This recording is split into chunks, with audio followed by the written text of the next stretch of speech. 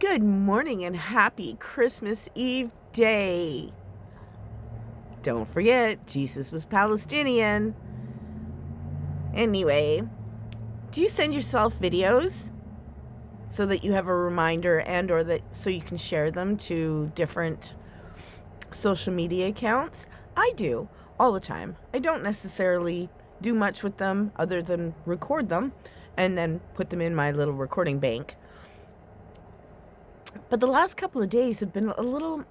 I play games, like silly matching games or chase the line games or whatever, so I don't have to think about all the things, right? Because there's a lot of things. Do you know what I've been getting during games? This.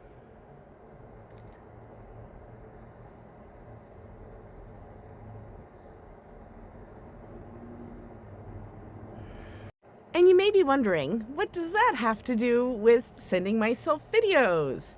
Well, I sent myself 3 this morning. The first one was kind of, that's info that I should keep and maybe share, blah, blah, blah. Second one, definitely should share that.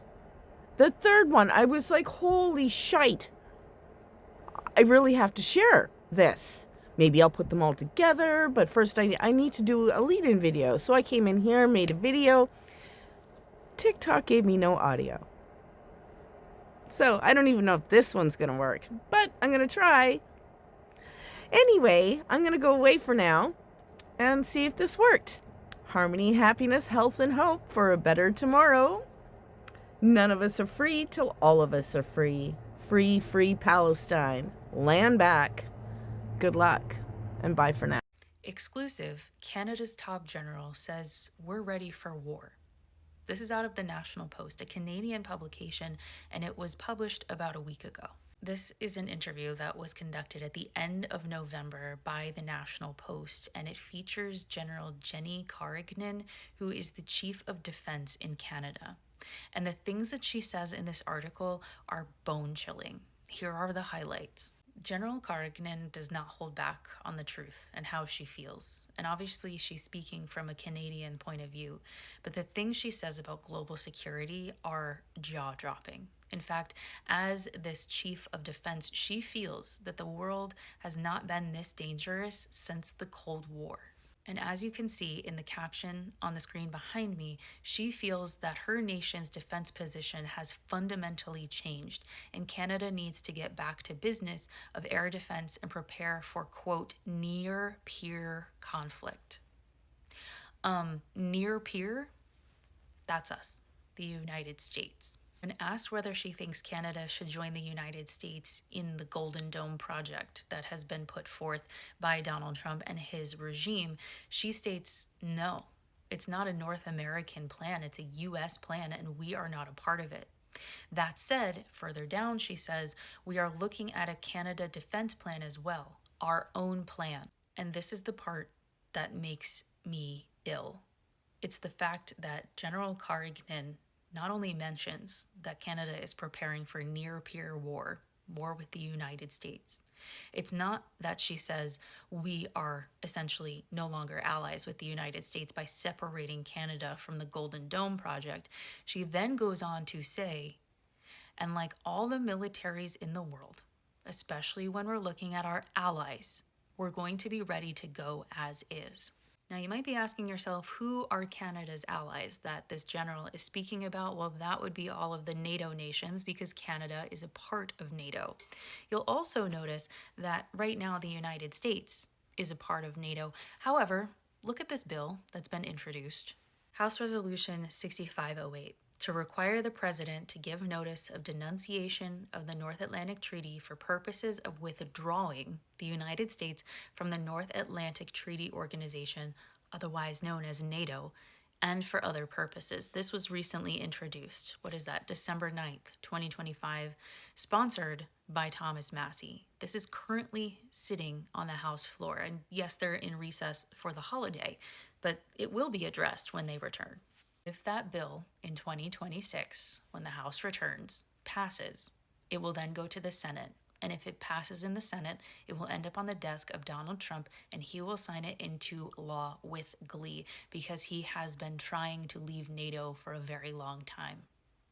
Now, the issue is this: if we leave NATO, we lose all of these allies. And why is it important to have those allies on paper? Because of Article 5 within NATO. An attack on one of us is an attack on all of us. So, theoretically, if what General Karagnin is saying were to come to fruition, and there was near peer conflict, border to border, if we attacked Canada, all of these countries would come together to back them up. I think this is incredibly, incredibly important. It should be front page news, but we also know that the media is being completely censored at this point. And there's no way that all of these pieces would be put together in this investigative journalist style and released to the American people. So I am begging you to please share this information. I'm not saying that conflict is imminent, but you need to know how other nations are preparing and what the moves within the United States look like. The moment American air supremacy died happened at exactly 6:47 a.m. Eastern Time, and it wasn't announced with sirens or emergency broadcasts. It was a simple administrative notice posted on Venezuela's civil aviation website that will be remembered as the shot heard round the world. Effective immediately, Venezuelan airspace is closed to all United States military and civilian aircraft pending resolution of sovereignty violations. 23 words that just ended 7 decades of unchallenged American dominance over Western Hemisphere skies.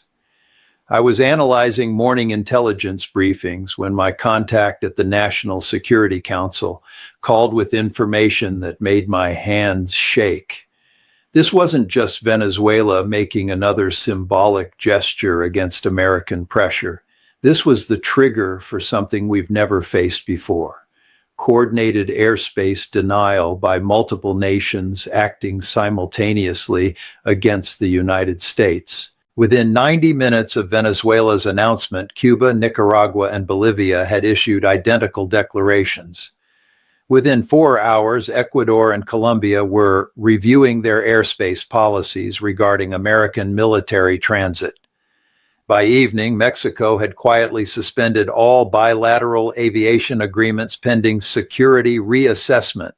For the first time since 1945, the United States cannot assume automatic air access over half the Western Hemisphere. The implications are staggering, and Washington has no playbook for this scenario because we never imagined it could happen. Let me explain what this means in strategic terms, because the mainstream media is completely missing the seismic shift that just occurred. American military power projection depends entirely on our ability to move aircraft freely through global airspace. Without that freedom of movement, our entire force structure becomes geographically constrained in ways that fundamentally alter the balance of power worldwide. The timing reveals coordination that American intelligence completely failed to detect. These weren't spontaneous decisions by individual governments. This was synchronized strategic warfare designed to test American response capabilities while minimizing our ability to retaliate effectively against multiple targets simultaneously. But here's what should terrify Pentagon planners most about this development: the legal framework being used against us is our own creation. Every one of these nations is citing the Chicago Convention on International Civil Aviation, which the United States wrote and promoted as the foundation of global aviation law after World War II. Under Article 1 of that convention, every nation has... Well, I'm trying very hard to find the words. Let me be clear. I can't see celebrating a holiday of the birth of a Palestinian man named Yeshua while maiming, burning, decapitating, torturing, imprisoning, killing the very children of Palestine. And for those of you who want to remain clouded in your indoctrinated delusion okay, of your cowardice complacency by turning your backs on what has absolutely been going on. How, I ask you, do you wake up and look at your very own children on this holiday or grandchildren and still support the United States government, who no longer supports you, instead a counterfeit country that is knee-deep in PDF-philia, okay, and cares nothing about yourselves? In these times of trauma, grief, and absolute carnage of the people of Palestine, Sudan, and Congo, the only words I can find for you this Christmas is fuck you very, very much.